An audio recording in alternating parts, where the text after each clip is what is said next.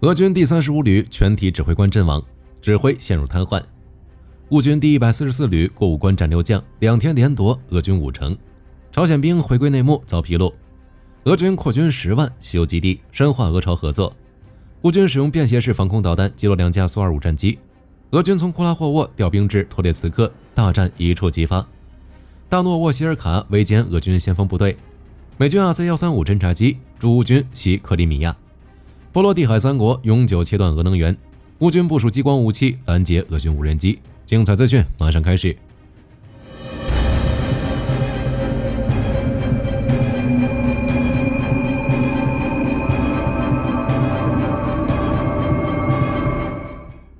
先插播一条重磅消息，经过俄乌双方的共同确认，位于顿涅茨克州谢里杜河市的俄军第35独立摩托化步枪旅指挥部于2月3日遭到乌军 ATACMS 战术导弹或 GDM 炸弹袭击后，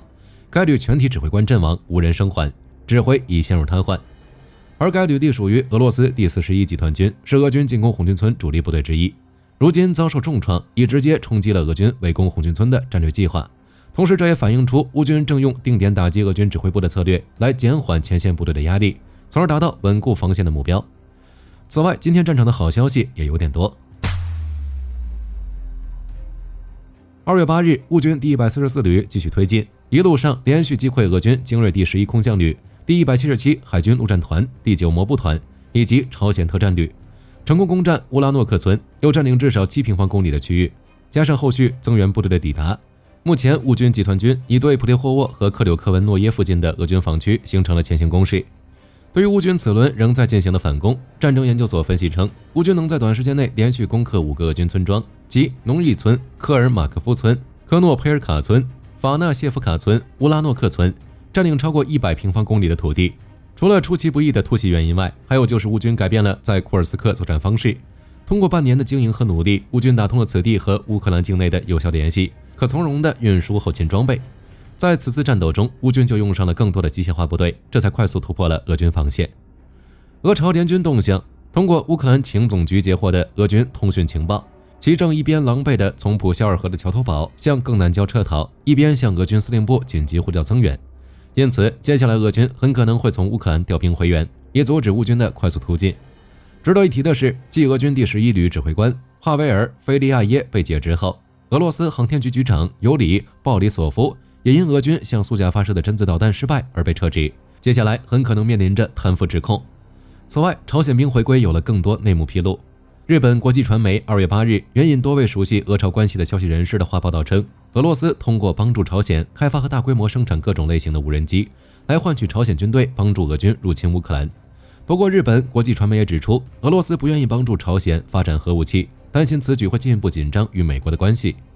泽连斯基于2月8日证实了该消息，同时还声称，俄罗斯正在组建新的作战师和建设额外的国防工业基地，计划增加超过10万名军事人员，来深化与朝鲜的军事合作。在此之前，时任俄国防部长的绍伊古曾于2023年1月宣布过，俄罗斯将创建14个新的作战师，但目前有的消息尚无法核实这14个师的组建状态，也不清楚泽连斯基所言指的是这14个师，还是创建额外的新师。但无论是哪种，俄罗斯此类计划都在表明，普京可能对与乌克兰的谈判不感兴趣，同时在为俄罗斯继续战争或与北约的潜在冲突做准备。边境地带，苏梅州军事管理局报告称，乌军击退了一个由13人组成的俄军破坏和侦察小组，同时在边境的一个未知名地区打掉了一个俄军临时据点，摧毁了俄军1辆坦克和2台自行火炮。库皮扬斯克东部2月8日，乌军击败了俄军第4坦克师的进攻，并在战斗中摧毁了10辆俄军装甲车。目前俄军已经选择暂时性后退，并将俄军第47坦克师、第26坦克团调来增援。接下来，库皮扬斯克周遭还会有一场不小的战斗。在南部西克鲁格利亚基夫卡村，乌军摧毁了俄军来犯的1辆坦克和3辆装甲运兵车。顿涅茨克州西维尔斯克方向，驻守乌军于2月8日在比洛霍里夫卡和上卡米扬斯克村附近击退了来犯俄军，并摧毁了5辆俄军装甲运兵车和11辆摩托车。同时，据一名乌军指挥官称，如今受天气影响，俄军会在冻土情况下发动机械化攻势，会在温暖的天气中进行小型步兵突击。乌军在摸清规律后，每次都能针对进行打击，做到了最大力度消灭俄军有生力量。托列茨克方向2月8日，两架俄军苏-25战机在空袭行动中被乌军第28旅发射的便携式防空导弹击落。现场流出的画面显示，苏-25战机被击中后，直接引发巨大爆炸并腾起浓烟。之后，俄军第一时间出动一架米8直升机赶到坠机地点营救飞行员，但遭到了乌军至少3架 FPV 无人机的围猎。经过一番争斗，俄军直升机未能搭载伤员飞走，且在撤走途中被一架乌军无人机击中损坏。而俄军伤员最终只能被迫从地面撤离，想来已经凶多吉少。在地面战斗中，乌军的反击依旧没有停止。据战报显示，乌军留特旅的突击队在装甲车的加持下，正朝着俄军第1、第9和第132摩托化步枪旅阵地发动突袭。目前战况还不明朗。不可否认，经过1个多月的反击，乌军该地的防线压力已经减轻，且相继收复了一些区域。值得注意的是，据战争研究所分析称，俄军司令部很可能为了在2025年春季或夏季拿下科斯加季尼夫卡重镇，会把目前在库拉霍沃方向作战的俄军第102和第103摩托化步枪团、第163坦克团和第381炮兵团等部队重新部署到托列茨克。其实这一点，在火力军此前讲到的俄军将第8集团军部队调到托列茨克，以及俄军加大恰索菲尔进攻分析时就已经提到。2025年，俄军指挥部可能在优先考虑拿下科斯季加尼夫卡重镇，以向乌克兰施压。红军村方向2月8日战场态势主要是俄攻乌守，双方爆发了27次战斗，其中乌克兰国民卫队斯巴达旅在战斗中击退了多个俄军突击小组，并俘虏了6名俄军士兵。有视频显示，其中1名士兵是其所在突击小组的唯一幸存者。在遭到乌军猛烈炮火袭击后，他在各栋房屋之间徘徊躲避了6天，在发现没有人来救援后，选择了投降。大诺沃希尔卡方向2月8日有新消息传出称，俄军第5近卫独立坦克旅和第40海军陆战旅的先锋部队及8辆装甲车与7辆卡车发动大规模进攻，计划一举突破乌军防线。但在其进入小镇，当第1辆装甲车压在反坦克地雷上后，直接落入了乌军火力陷阱，即遭到了河对岸占据高地的乌军最猛烈的炮火打击。乌军反坦克导弹、重型无人机、远程炮兵将俄军先锋部队熬成了一锅钢铁肉汤。此外，据地理定位录像显示，如今乌军牢牢把控着该镇南北两岸的高地，即便目测也能看清俄军动向。同时，当初乌军撤出该镇时，还将所有桥梁炸断，河流让缺少渡船的俄军补给变得十分困难，因此该方向的战线一时半会儿不会有太大的变化。扎波罗热方向2月7日和2月8日的战斗中，乌军有效利用库尔斯克战事策应了该方向战线，即至少出动5辆坦克对卡缅西克附近俄军发动了机械化攻势。目前详细的战况还不明朗，但据乌克兰南方国防军的报告称，乌军第412独立营这2天打掉了俄军1辆 TOS-1A 火箭炮和一套 ARK-1 LYNX 雷达系统。在更南部的克里米亚，美军在特朗普上任后就恢复了在其海域的侦察活动。如据新闻周刊报道，此前一架美军的24-135侦察机就飞越黑海，在距离塞瓦斯托波尔约150公里的位置上空盘旋了近4个小时，疑似在收集俄军情报。好巧不巧，当天夜里，克里米亚遭到了乌军的新一轮袭击，甚至还动用了暴风阴影导弹。目前还没有详细的战况流出，但这不禁让人将其和乌克兰突袭举动联想起来。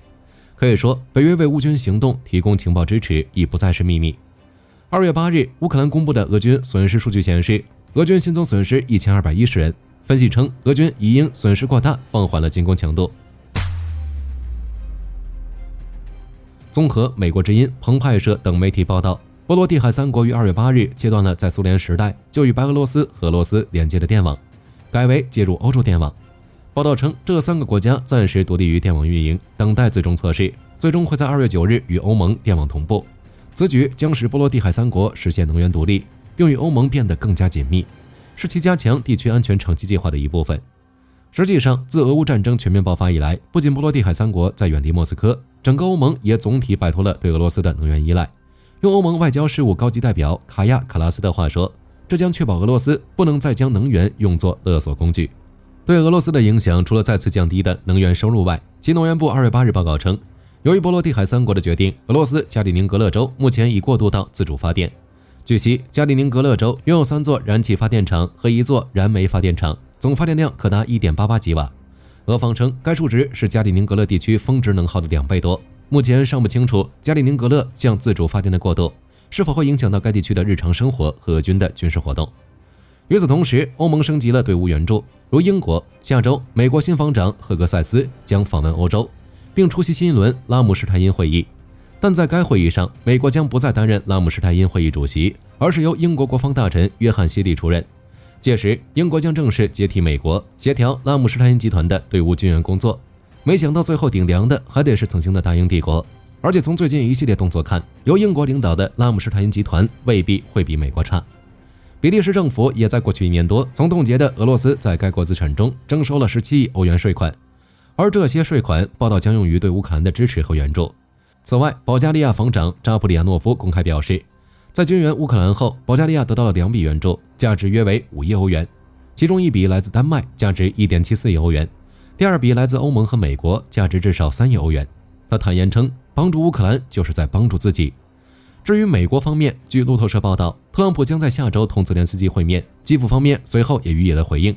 而在此之前，乌克兰驻美大使奥克萨纳·马卡洛娃也和特朗普团队进行了接触，并同俄乌问题特使基斯·凯洛格展开了深入讨论。后者曾透露，白宫正准备加倍制裁，以迫使莫斯科进行谈判。据图片报报道，2月7日前后，乌克兰安全局再度破获了一起间谍案件，逮捕了一群试图在基辅行政大楼搞破坏的俄罗斯特工。经过审讯，这些俄罗斯特工不仅试图为俄军导弹提供坐标等情报支持，还计划破坏乌克兰的铁路运输。这给火力军的感觉就像是在模仿乌克兰特工行动。要知道，在去年，布达诺夫的手下们就成功策划了数十起袭击事件，成功破坏了俄军的后勤运输。而近期，俄罗斯特工的活动频率明显有所增加，这是否意味着俄军前线已经力有不逮，需要通过其他方式挽回战场颓势？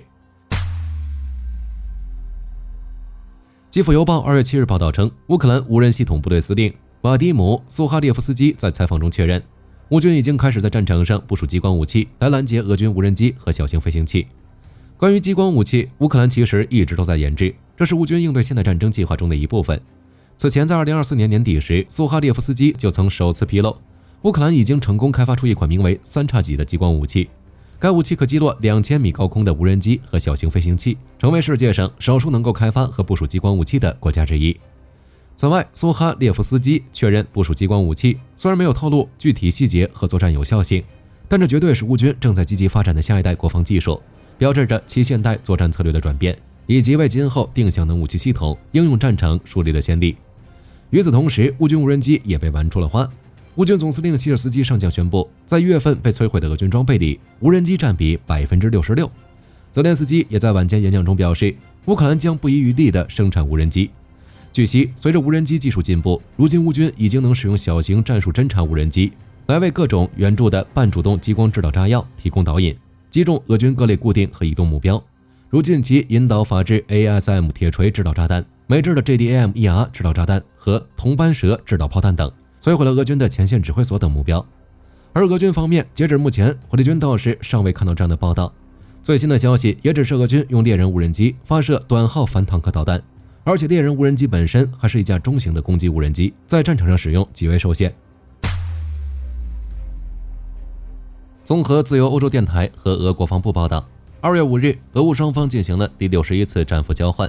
有150名乌克兰英雄从俄罗斯囚禁中归来，其中一些人已经被囚禁2年多，有很多是重病患者、重伤者。泽连斯基随后也在 X 平台上发文称，证实了这150名乌克兰保卫者的回归，并感谢所有努力让他们回来的人。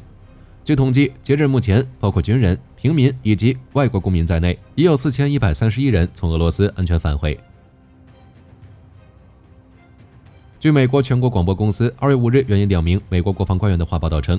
美国国防部正在制定从叙利亚撤出所有美军的计划。报道称，特朗普以及亲信官员近期有意从叙利亚撤军，因此美国国防部官员就开始制定在30天、60天或90天内全面撤军的计划。此外，报道还称，2019年时，特朗普就曾下令撤回所有驻叙美军，但遭到时任美国国防部长马蒂斯反对，甚至马蒂斯为反对该计划已辞职抗议。最终，特朗普从叙利亚撤出了大部分美军，但随后又将他们派回去。之后，美国在叙利亚的驻军一直持续到现在。去年12月，美国国防部宣布，在叙利亚部署了大约2000名军人，是美军多年来所说的约，其中1100名士兵是临时轮换部队，他们将在那里驻扎30至90天，剩下的900名士兵则是部署的核心部队。美国国防部称，美驻叙利亚部队的军事任务旨在削弱伊斯兰国组织，并支持当地的合作伙伴。因此，美国国防部官员警告称，若是美军撤出叙利亚，将使叙利亚民主力量落入危险，并有可能导致当地20多个监狱和难民营约5万多人发生安全问题。美军是否会真的全面撤出叙利亚？火力军将持续关注。据美国国防安全合作局新闻稿，美国国务院于2月7日批准了一项价值74亿美元的军售案，将向以色列出售3000枚地狱火导弹、2166枚 GBU-39B 小直径炸弹、2800枚马克巴尔通用型炸弹、13000组用于马克巴4炸弹的套件、3475组用于 BLU-109钻地炸弹的套件、1004组泛用型 GDAM 套件、17475枚 FMU-152AB 电子式联合可程式化引信。美国国防安全合作局指出，这次军售将大幅提高以色列空军的整体战力，使其能够更好地应对当前和未来威胁，同时也提升了与美军的互通能力。此外，美国还与科威特达成合作，将负责其备用物流站的采购，以及2处重要海军基地的地面物流设施和总部综合大楼的建设工作，总价值约10亿美元。据日本媒体报道，2022年底，日本出台了新版的安保3文件，计划从2023年开始的5年里，在无人机领域共计投入1万亿日元的研发资金。但受限于乌俄战争，日本防卫省正在对该方案进行改进，计划以采购的形式优先完成部分无人机的实战部署。其中，陆上自卫队方面，日本防卫省在2026年防卫预算案中为其列入了32亿日元的采购经费，将在2027年前采购约310架小型自杀式无人机。这些无人机可由单兵携带，且都将搭载炸弹，在利用简易的发射装置升空后，能够长时间在目标区域巡航飞行，而且经过系统训练后，还可智能识别、设定目标，并根据指令进行精确打击。目前，日本防卫省已将以色列哈洛普、美国弹簧刀、澳大利亚猫头鹰和西班牙 QSLAM-40无人机纳入了候选名单，并已对这些装备进行了测试。按照日本防卫省设想，待后续采购的无人机到位后，将部署到西南方向的相关任务部队，用于摧毁潜在作战对手的车辆、舰船等目标。其中，驻守长崎县佐世保基地的水陆机动团下属联队或将成为首批无人机配属部队。除小型自杀式无人机外，日本陆上自卫队还在考虑部署大型无人机，而这则就需要在其完成上述小型自杀式无人机的部署后，才会再做打算了。航空自卫队方面，则于2023年组建全球鹰无人侦察航空队，并列编130名人员，负责保障和操控大型无人机。至于海上自卫队方面，上述安保3文件中的重要政策之一就是海上自卫队需要引入无人机，因此在去年11月，日本海上自卫队就曾公开宣布将引进23架海上卫士无人机，用于全面提高其海上的勤监侦能力。此外，据日本每日新闻报道，为进一步强化海上警戒监视体系，日本防卫省还计划投入40亿日元，从美国订购6架舰载无人机以及相关的培训等后勤事项。这些无人机代号为 VBAT， 由美国护盾人工智能公司研制，单价约6亿日元，无需发射台就可垂直起降，机身长度与翼展均为3米，续航时间达10小时，并配备高性能摄像头与传感器。未来将部署在于2026年服役的海上自卫队新型巡逻舰上，该型舰采用自动航行技术，舰员仅需约30人。需要注意的是，护盾人工智能公司还与乌克兰军队存在合作关系。该公司1月曾表示，正在对乌克兰无人机系统部队进行 VBAT 无人机操作培训。当然，日本加快部署无人机的行为也引发了外界的广泛关注。分析人士普遍猜测，日本此举主要有多种目的：其加强作战威慑。日本原计划是采用半采购半自研的方案，但考虑到研发新型无人机一般需要耗费较长时间，而在目前的乌俄战场，自杀式无人机和察打一体无人机的作用已经越来越明显，特别是在蜂群技术、人工智能技术加持下，无人机已足以影响战争形态。因此，日本这才以全面采购的方式来寻求尽快部署相应的无人作战武器。其二，降低人力需求。日本自卫队长期面临征兵难的困境，而无人机则可替代士兵执行侦察、定位、炮火引导等任务，大幅降低了人力配备以及伤亡率。其三，减少成本支出。在传统空战武器方面，例如战斗机、侦察机等，这些武器不仅成本较高，且后期维护费用也高。反观无人机不仅采购成本低廉，还可大规模部署，能够以较小的代价去打击敌方坦克、舰船等高价值目标。好了，本期视频内容到这里就结束了。俄罗斯不愿意给朝鲜提供核技术，其实还有一个原因，火力军没有提，大家知道是什么吗？欢迎在评论区留言讨论，我们下期再见。